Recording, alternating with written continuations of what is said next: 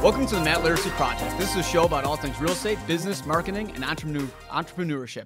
Each show consists of myself, Matt Laricy, a member of my team, and a guest. This week, the Matt Laricy Group team member joining us today is John Paul, a.k.a. the Pope. How you doing? John Paul, how are we doing today? I'm good. You know, I slept on my neck wrong. I'm a little stiff. You're a little stiff? I'm a little stiff today. I like that people, like, when we say that John Paul's meeting him at a place, like, we didn't even tell him what his nickname is. People naturally just say the Pope's meeting him. I know. They just always call me the Pope. Man. And so this week, it's episode 12. Tech Disrupting the Real Estate Game is the name of this episode. And this week we have Bob Gillespie. Gillespie. I can't pronounce that last name. S comes before the P. Oh. Gillespie. It's all right. How are you? I slept fine last night. No kink in my neck. No kink. And give us a little bit of background. Sure. So let's see here. Tech background, a tech guy by trade. Okay. Dorky high school kid writing code. Got out of college with a computer science degree. Started writing code. For a big insurance company. Over time, then startups became kind of a thing. Yeah, startups are really hot right now. Yeah. So got a chance to start my first company in 2001. So started a software company there. It was pretty successful. Then started a company that got very big in 2009. We raised, $50 million in venture capital. Wow, that's big money. Yeah, we did. It's good idea, right place, right time, good team. Then started a third company after that, and then after that, I kind of got tired of being the operator, being tired of being sort of just you kind of burned out. I got burned out on being CEO, COO. Right. And then I got the opportunity to kind of step onto the other side and become more of an investor, accelerator, venture guy. So instead of starting my own companies, I started identifying companies that I thought were disruptive. So then I started running an accelerator in Istanbul. Then I got the chance to take over the Elmspring Accelerator, which is a real estate technology accelerator, right, which was then bought by Second Century Ventures. And now I'm running that real estate technology accelerator. We can get into what that means. Wow. So a lot of different companies, it seems, that you've been in and been through. Like, how did you even want to get into, like, the startup industry? Like, what made you be like, let's get involved with this type of stuff? Yeah, it was, it came to Chicago a little bit late. Obviously, it started kind of in Silicon Valley, where kind of looking at it, when I did it, it was I'm writing code for a big company, okay, and I'm getting paid a salary, and that's fine. I've got good benefits, but these other guys are creating stuff on their own and finding markets, and they own the company. So if I can create a product and then get big enterprise companies to buy that, I can make a bunch of money, and I can create not on things a salary then, and not on a salary, and I can. Now I'm an entrepreneur, and I can run things, and I can make decisions, and I can move more nimbly because I'm a small company. And it came to Chicago late, but it was sort of started, in the Valley. And then I got to start my first one in 2001. And then once I did that one time, I kind of got addicted to, not having a boss and not working 9 to 5. I mean, kind of run your own shop. Yeah, you run your own place, and it gets. It's both the worst and best job in the world. Why do you think it took a while to come to Chicago? Because obviously everybody knows that Silicon Valley, California, that's kind of where it's at now. I've heard Austin and some other places are getting big. Like, why do you think Chicago took a while to have like this big tech hub? And now, in the papers you read a lot is that Chicago has quite the tech scene. What do you think happened that it came late, and why it's starting to become big now? Yeah, I think the reason that it came late, and the reason that and it's not just us. It's not just Chicago. New York, L.A., Denver now is a good scene. Austin.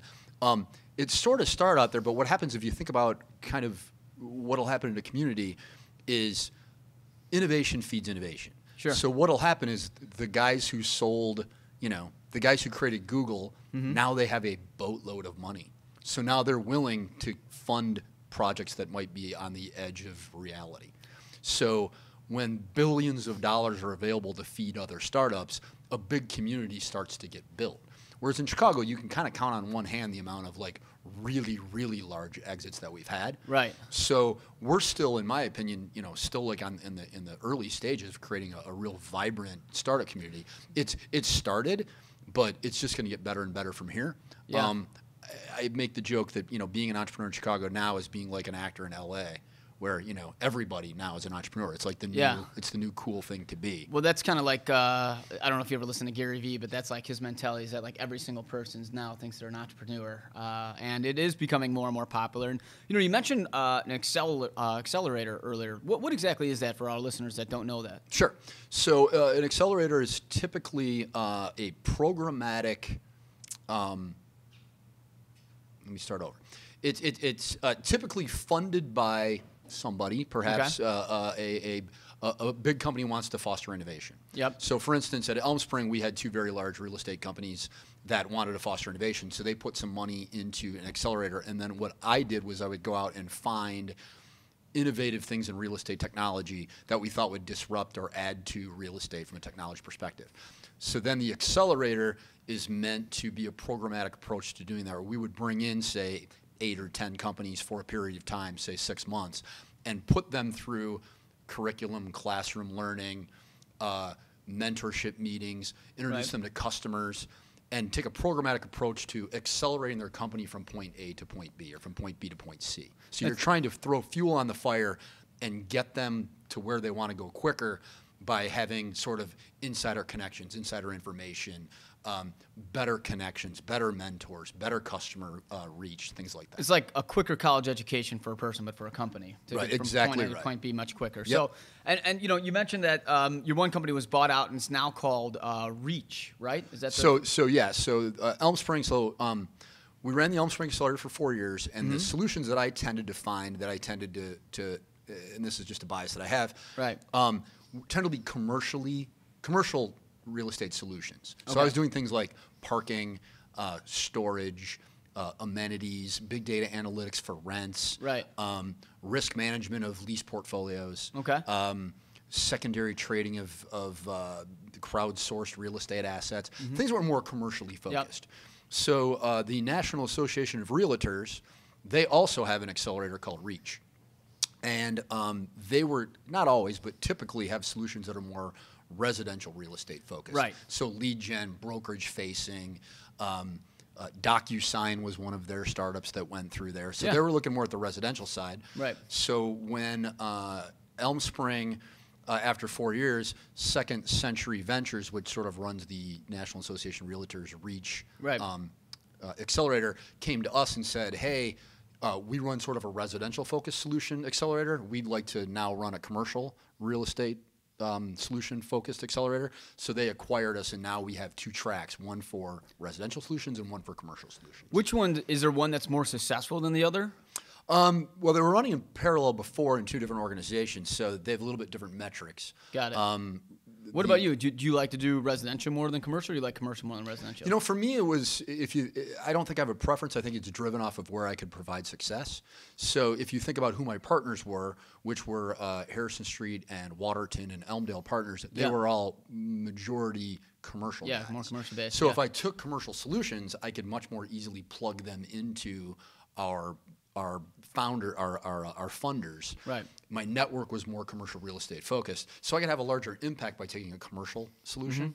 Whereas if you think about the National Association of Realtors, it makes a lot of sense for their Reach program that they would take a lot of residential solutions because of their network being so much larger on the residential side. Now we're going to plug into their commercial side as well and be able to take both of those and move them up equally. I have to assume that's pretty big because NAR has one of the biggest outreaches, and they actually have one of the most powerful lobbyists out there as well. Yes, they do. Yep. I have to assume that's going to really boost the business. And you guys in Chicago are working out of 1871, correct? Elmspring was in 1871, but now that we're part of Second Century Ventures, they're over on Michigan Avenue. They got a whole building. So you guys are actually working on the NAR building. Yes. Oh wow. So for the listeners out there that don't know, NAR just got approved to like remodel this whole place. It's going to be like one of the sickest buildings out there. There's a lot of pushback from realtors out there because they're mad that they're dumping a bunch of money into it. But I think it's a good thing. If you're a big brand, you have to, have a good establishment that looks nice. How do you like working out of there compared to working out of 1871? They're both fantastic. I mean, with such a, the world of work is just changing. I mean, I feel like I work remotely a lot of times, taking meetings. Yeah. I'm at 1871 a lot. I teach a lot of classes over there. And what is 1871 for people that don't know? Sure. So 1871 is It's at the Merchandise Mart, which if you're not from Chicago, or if you're from Chicago, it's actually, I think, the second largest building in the country for square footage. It had its own zip code for a while. Behind the Pentagon. It's the only building that has more square footage. And for a long time, it was merchandise. It was bathroom tiles and fashion and things. Right. And now they've taken a lot of the floors and turned them into tech hubs. And 1871 is sort of the primary tech hub in Chicago. It is a place, it's one of the centers of technology and startups in Chicago. Opened, I believe, in about 2010 or 11. So startups can now apply to be part of 1871. They get in there, they get shared office space, they have meeting rooms. All the venture capitalists and angels have presences there. Yep. There's different talks, there's education opportunities, there's one-on-one meetings. So basically, it's a great place for the community to come together. And I go there to sort of pay it forward with the younger entrepreneurs. I also go there to make connections. It's a great place to go and find maybe some talented people or something like that. Yeah. Yeah. It's sort of the epicenter of the startup scene. You can kind of cherry pick people maybe for a new accelerator you're thinking about. And you'll go in there and exactly right. Bit. You'll go in there and find and say, hey, 1871, what real estate technology companies do you have, and who are you seeing that's interesting? So 1871 is kind of it's like a souped up co-working space that includes sort of education, curriculum, and contacts instead of just sort of renting an office. So, you got all this talent there and stuff like that, and you're now in the NAR. Do you think, what type of stuff are you working on specifically in the real estate industry, let's say on the residential side? Is there anything big that you see that's coming up that you guys are working on? Yeah, so we just closed our applications for the 2019 program, and we got, well over 100 applications, probably close to 200 applications from companies from all over the world. Last year's class, it's amazing the ideas you see. You'll see something that you're just like, wow, that's super complex, and that's really neat that you came up with that. Right. And then you'll see something that's like, man, that's just easy and elegant, and that's wonderful. So an example would be there's a company called Box Brownie. Yep. It's just B-O-X, and then brownie, like the food. Really simple. Out of Australia, when realtors, you go take that picture of the house, and it's, it was cloudy that day, so it doesn't look great, and you're not an expert in Photoshop, and you want to pretty up that picture to make it look slick and cool. Yeah. That's a pain in the butt. Yeah. So all you do is you open an account with Box Brownie, you upload your photo, and for something like $1.60, they have a service and a process that will make that picture look good. If you look at their website, it's amazing. It's basically kind of like an upscale graphic designer on call for your pictures. That, like, if you're a guy that's like John Paul, and no offense, John Paul, that's a newer guy here that maybe doesn't know much. He gets his first big listing, and he's like, "Fuck, it's raining out, and I can't get that good shot." Right. He could set it up, and it's like, I don't have the connections to pay for a full-time graphic designer. He could upload it on Box Brownie. Yep. Another plug here for you guys. And Photoshop comes back probably within 24 hours? 24 hours for literally $2. Yeah. Where's that name come from? Box I Brownie? never even asked them. They're an Australian company. They came through the REACH program to expand into the U.S. They can do staging, so if you've got a brand new house and you want to put furniture in that space, they'll do that. Yeah, so virtual staging's been big. What about what type of innovation have you seen in the real estate industry? How would you compare that to other industries? Boy, that's a great question. I would say 4 years ago that if you go look at the statistics, it's pretty amazing. Real estate only, what's the word I'm looking for? It trails every industry except farming and agriculture for the adoption. I hear that all the time, and it in some instances it makes me happy, in some instances it drives me nuts because I wonder because we work in a big market like downtown Chicago, right? So it's I feel like we are on edge, competitive as hell. We're a big beta tester for a lot of companies that probably apply your guys' stuff to see if it works because we're high volume and a boutique company. But so I'm always thinking, man, the tech is it's almost impossible to keep up with. Yep. And then maybe it is because we're in a big city, but most things in Oklahoma or Kansas or something like that, maybe they are still so far behind us. Do you see differences in that, when you say it's behind mechanics and farming and stuff like that? Well, I think it's changing. I think that the real estate industry, and these are just my opinions. Yeah, I think that a lot of times real estate agents are a little insular on the fact that this is kind of my deal and this is kind of my software and I'm kind of going to build this thing because I think it's a competitive advantage. Right. What makes it a lot harder for a company to say, hey, everybody out there, I've built a database of something important, and you should all use my database as the one source of information, and then the entire industry benefits, and then I'm going to make money and be able to create sort of the industry standard for amenity analytics or whatever it might be. Sure. But sort of historically, a company would say, well, no, we have our own people that do that. That's our own data. We've got our own data sets, and we don't want to share them, and we don't want to have sort of the Google of amenity analytics, or I'm just making up whatever it might be. Yeah. So everybody kind of built their own solution. Yeah. So there was all these little siloed solutions, but now the industry's starting to change to say, okay, wait a second, there's just going to be one platform where we share that information. Yeah, and it makes it easier to, compile data. It makes it easier to give accurate information when you have one thing rather than, because like New York's a big, like totally different than most cities, and the fact that I still feel like New York's like super old school because they don't have like a consolidated MLS. They're, a lot of stuff's off market. Like they don't even have like that many websites that you can advertise your properties on. So it's like you have to actually go to the broker. So it's like super way back. But I think the tech scene is really changing in real estate, and I think the people who are adapting and pushing the envelope are the ones that are benefiting. And I just think that, a lot of people think real estate agents are going to go away. I disagree. I don't think real estate agents are going to go away. I think their role is going to change, and I think the people who adapt to it are going to get bigger, and I think the people who have that mentality of like, let's stay the course are going to kind of fall in the wavelength and just kind of be like the aunts and uncles that you use just because they have the license, or people probably aren't going to be as big. Is there a lot of people that come to Reach that have really good innovative ideas that fail? We see, we'll see the gamut in our application process. You'll see somebody who, has an idea that's sketched on a napkin, and you'll see other people who are doing, $15 million in revenue apply. Yeah. Because of the scale of what NAR and Reach can bring, we've had the ability at times to take a company with $15 million in top line revenue, plug them into the network, and then double their revenue in 3 months. That's the kind of scale that we have. Can you give an example of one of those companies? Because they're privately held. Got it. But a great example of one that we all know has exploded is Docusign. Yeah, Docusign was when Docusign started, I felt I remember I was bragging to everybody that once this goes public, I want to be in on it, and I thought it was going to be really, really big. And a lot of people were pumping up a company called .loop, which you probably heard of, which is a big competitor. And of course, Adobe at the time just had Adobe Signatures.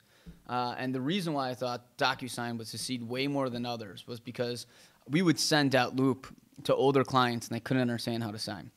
But Docusign had what I call the Steve Jobs effect, which means that anybody could literally pick it up and use it, right? Right. It had big blinking lights of where to sign, and it made it literally impossible to not be able to finish it because it automatically scrolled up to be able to blink on it. And that's why I think Docusign was great, because literally probably an infant can pick up a phone and figure out how to sign a document. And the genius of them too, part of that problem was they needed to get people to accept the fact that hand-signed signatures weren't necessary. I mean, that's ridiculous, too, the hand-signed signatures. I mean, I remember when I first got in the business in 2006, I had a fax. And you'd fax it to them, they'd fax it back, and you'd be like, fuck, I can't read anything on this document. Right. I know, it's so distorted. Right. I mean, you're young. I mean, I don't know if you know what a fax machine is. Oh, I know what, come on. Yeah, but I'm just saying, it's a totally, if you think about how much Docusign has changed the industry, and that's just one small thing, I mean, that's what I always think about. Think about where it's going to go, It's going to be kind of crazy. What are some of the biggest things that you're seeing that's going to disrupt the real estate industry? I see so much stuff. I think that from a technology standpoint, I think one big piece of technology that's coming, but I think that people are still trying to figure it out, is blockchain. Yeah. Once again, this is just one guy talking. I don't think Bitcoin and cryptocurrency is what that technology should be. That's just my opinion. But I think being able to use the blockchain, which is for people who don't know, blockchain is essentially a dispersed database where instead of the data sitting in one central location, it's dispersed on a ledger that is distributed all over the world to different machines. Yep. So then when you want the information back, it pulls the information back from the dispersed. So it's a distributed ledger is really what it is. Right. So it baffles me that when I buy a house, I still have to do title insurance, that we have to go back and look at it's idiotic. Right. The title should be on the blockchain, and it should take one call for 5 seconds to pull back the entire industry of that title for that. So that blockchain, I think, is one very disruptive technology that's coming. I think that the shared economy and shared working spaces and shared parking spaces and shared storage facilities, I think that's all here to stay, right? Yeah. And I think that that's one thing that real estate has to understand is if you don't adapt, these technologies, adapt to accept these technologies, it's like taxi companies holding on to their own fiefdom, and then Uber comes and blows their business up. Yeah. Taxi companies should have been, let's get together and let's create Uber. That's what they should have done. I'm sure they probably were presented with an opportunity like that at some point. You have to think that Uber probably, I don't know this, but maybe a company like Uber, because there's Lyft, which is similar. Yep. I'm sure somebody came to them and said, hey, we have this stuff, and probably offered it at some point. And they were like, probably, no, yeah. things are working fine the way they are. Yeah, I'm because not this willing is to how we've share. always done it, Exactly, right? it's how I've always That done worked it. out Exactly great. right. But, you know, I mean, I think, you know, for realtors out there that are nervous about, like, because one of the things, if you read Inman, which is one of our biggest news sources, it says if you don't work for Redfin or Compass, you're not going to exist. And no matter what happens, 5 years from now, there will not be a real estate agent. You know, and like you read that all the time. I think a good thing for people out there knows, I mean, knowing that NAR, you know, bought up a company like yours to try to have people create technology to think outside the box. Now, I'm not saying that they're probably not giving you guys a hard time with some stuff that maybe they think is ridiculous or too far-fledged, but it at least shows that they're trying to adapt with the times. Yeah, I think that NAR is actually way on the kind of cusp of innovation, and they sort of saw, you know, we can utilize technology. And one of the themes there is it's not invented here. That's one thing that we talk about there is we're not inventing NAR and Breach and Second Century Ventures. We're not inventing these things. And the theme is it's not invented here, but we're going to go cull the best and brightest companies from around the country, around the world, really, and bring those solutions to real estate, to the entire value chain in real estate. So, you know, clearly NAR wants to keep the realtor central to the transaction. Yeah, and they want to kind of keep it going with the innovation and stuff like that. So, like, talk about, like, Reach collaborating with, like, other real estate agents in the area. Like, how do you guys talk to other people about it to get ideas? Do you guys beta test people? Like, how do you guys go about absolutely. So there's great examples. So I'm trying to pick one from our own group that I know it very well. So there's a company called Property Tax Detective, the Chicago-based company. The founder is he'll melt your face with the information that he knows about property taxes. So one thing that we'll be doing is connecting him to real estate agents, because if the real estate agent knew the tax situation on a property, could get a very simple report without having to go through a bunch of hoops. Literally, you type in an address and push a button, and it tells you, this is the taxes, this is what you should appeal, here's your comps, this is how much you could sell. And that now can be used from the real estate agent for a couple things. One, it could help with the buying or selling of the property. Right. Secondly, the real estate agent could run a portfolio through the property tax detective, and then that would be a reason to reach out to a customer that they had before and say, hey, great doing business with you last year. Here's some information I came across, and then you can go to Property Tax Detective and appeal it, and now you're front and center to that person, continue to provide value to continue to build that relationship. Yeah, I mean, that's huge, because so in Chicago, there's no set algorithm how we determine taxes. It's literally just like a fucking made-up scheme of how they come up with it. So it's not like a New York where it's like 2.2% of the purchase price the next year, and that's what it is. Right, it's clear as day. A mess. Yeah, I mean, it's, you know, they take the square footage that they have on record with the year it was built, with like some comps in the area, and then they throw it in like an algorithm that nobody understands, and they spit out a number. Yep. So something like that's actually pretty cool. Have you seen any maybe companies that you thought were like, man, this is a great idea that just like failed in innovation?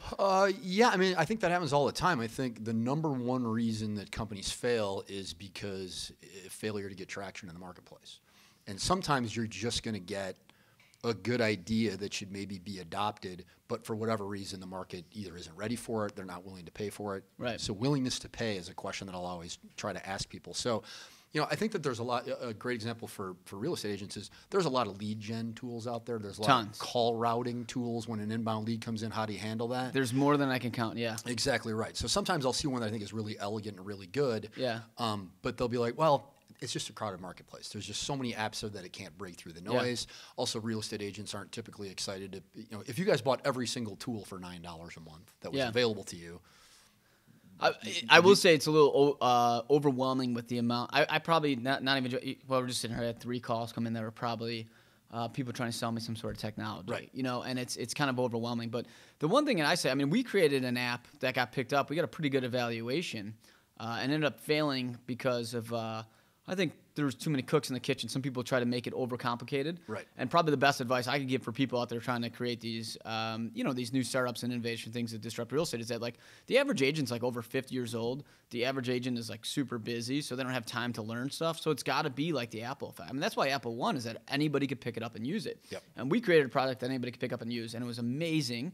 And then the money came in, and they wanted to make it like this, and then it was like, fuck. It was like I don't even know how to use the own product that I created, and then it failed. And I think the big thing is that somebody's got to be able to pick it up and use it right away without having to learn it. And the flip side is that the customer who gets it has to be able to use it right away. I mean, we at MLG, we're huge on technology. One of the biggest reasons why we're so successful with it is that everything we use is Google-based, which everybody knows how to use. Mm-hmm. Like, it's super easy and simple, and it's clean. I think that's another big thing is like making it clean. And I see a lot of tech guys that are out there. What I say is that they're too smart for their own good. And what I mean by that is that they create these things that they're like, oh, you'd have to be an idiot not to know this. But you're also the type of guy that gets a 34 on ACT. Like nobody else gets a 30. Like most people fail at math and science. So if it can't be easy to use, it's not going to be able to be used by the public. And I think that's a big thing for people out there and tech guys out there who are trying to startups to get people like us to be able to sign on.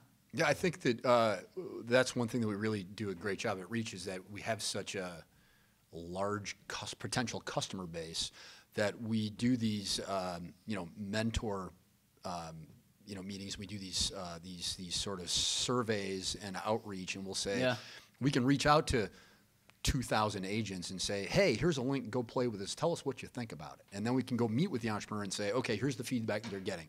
This is too complicated. They don't understand this screen. They don't get your pricing structure. You're pricing monthly, but maybe you should be pricing annually. Yeah. Maybe you're a marketplace and you're taking a percentage off of each transaction, but instead of doing that, you should just be $200 a year. Those are all the kind of things that we can do because we have such reach and depth into the market that we can provide that information to our startups and provide really meaningful information so they can pivot and make better decisions. So now that you're connected, now that Reach is connected with NAR and you have the ability to be able to kind of like connect with that pool of people, do you kind of find that the beta testing has been like much easier for you? Do you think like the path to success with the companies that you're choosing is going to be easier? It's way easier than just the size and reach of the reach. It's called Reach for a reason, I guess. It's a good name for what you're looking for, I think. Well, and you got it's capital R-E and ACH, real estate in there. Yes, the size and ability to tap that network it's almost unparalleled in the industry. The ability to, we can get to all the associations, we can get to all the affiliates. Right. We can go talk to the National Association of Home Builders for a home building solution. That's big. Multifamily Housing Council. I mean, we can get to pretty much anybody we need to get to have them drive a solution. Now, the thing that happened is because, we had that ability at Elmspring, I could go a little bit earlier in the companies that I would take. Yeah. So I could take maybe companies that had just finished up their product and were just getting early traction. Mm-hmm. We're now at Second Century Ventures and at NAR Reach and Reach Commercial. We tend to want to go a little bit later. We want to have sort of the product is definitely done. You've got some early traction all the way up through, I'm kind of killing it, and now it's just all about scale. So it's kind of like you could cherry pick the ones that have somewhat succeeded, kind of weed through it, and then try to like get them to go from like, like maybe like a 4 out of 10 to like a 10 out of 10. That's exactly what we're trying to do. We're trying to, like accelerator, I think the term has sort of been, it's all over the board, right? I think some accelerators are really incubators where you're an idea and we're gonna try to get you to product. Right. And people call that an accelerator. Right. Other people say, well, you're kind of a product and we're gonna get you some early customers, and they call that an accelerator. Right. So accelerator is sort of the industry term, but we're trying to I'd like to invent like a new term of what we are. We're really like we're like a growth engine, or we're adding rocket fuel to your existing business. We're trying to take you from, look, you've got a good company. You're probably kind of winning in the space. Yeah. We see that you could be huge.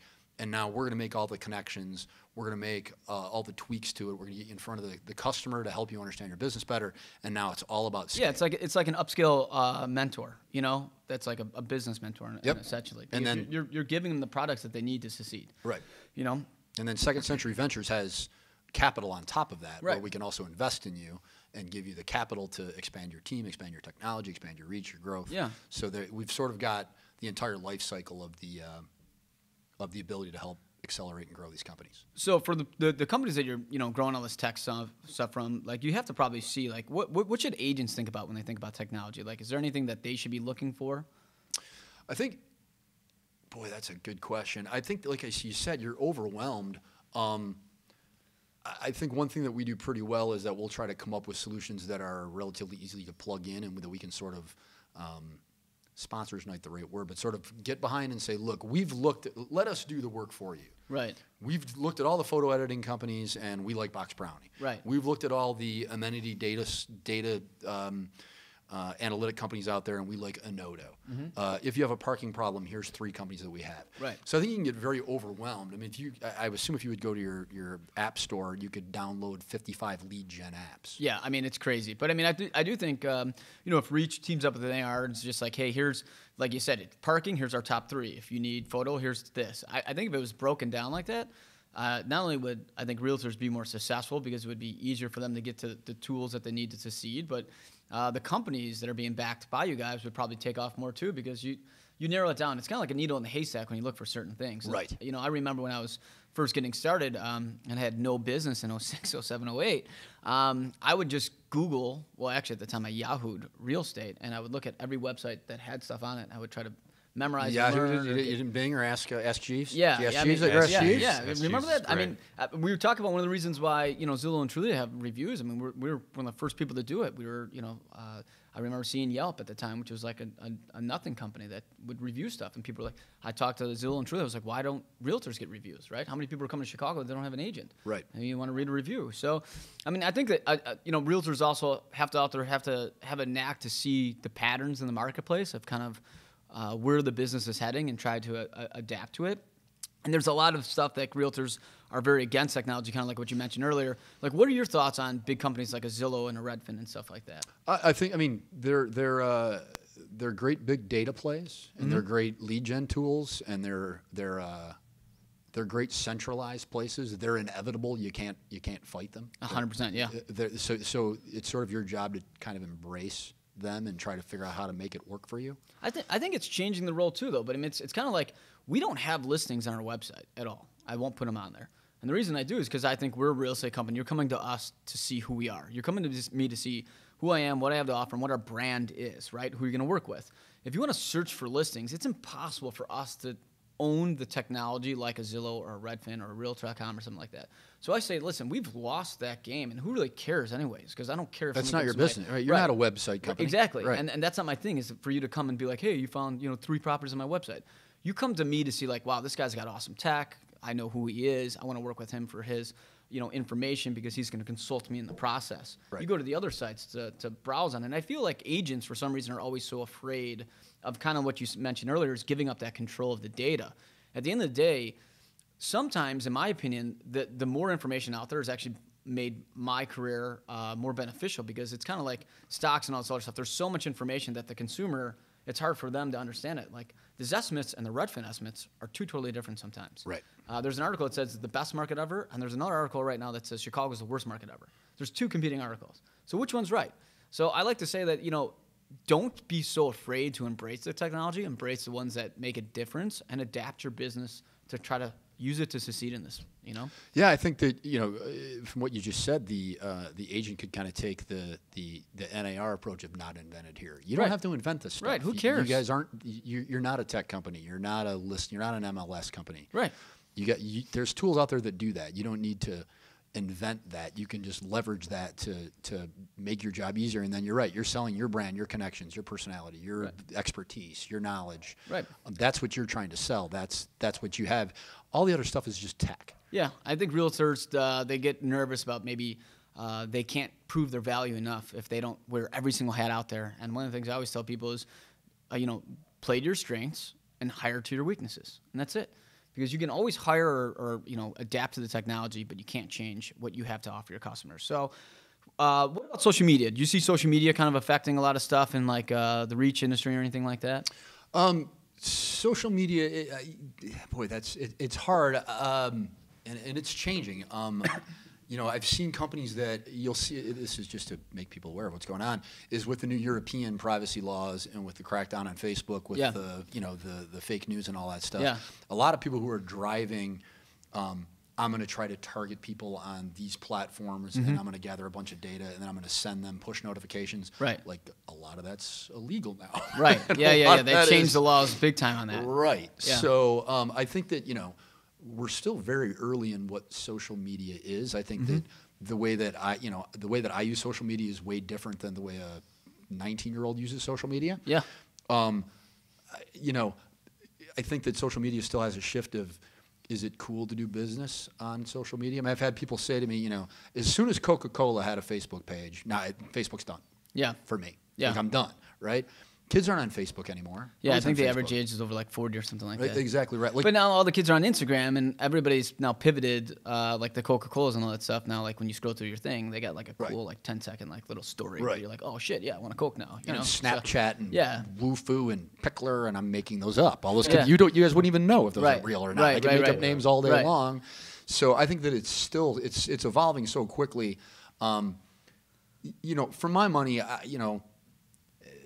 I might be wrong about this, but having anytime I hear somebody say, I have a company, and I'm like, what's your marketing strategy? And they say, oh, well, search engine optimization and Facebook ads and click on, and I'm like, okay, so you don't have a marketing plan. That's Right. what you're telling me. Right. And then it's going to go viral. Okay, so you've basically just told me that you don't have a marketing plan. Right. So I tend to really ask people, the hard questions like, what is your customer acquisition cost? How do you get those customers? How do you get them in bulk? And Right. then what's the lifetime value of your customer? I think it's really easy to chuck money at social media and spend a boatload of money on it and never have a direct line back to what revenue that drove for you. Yeah.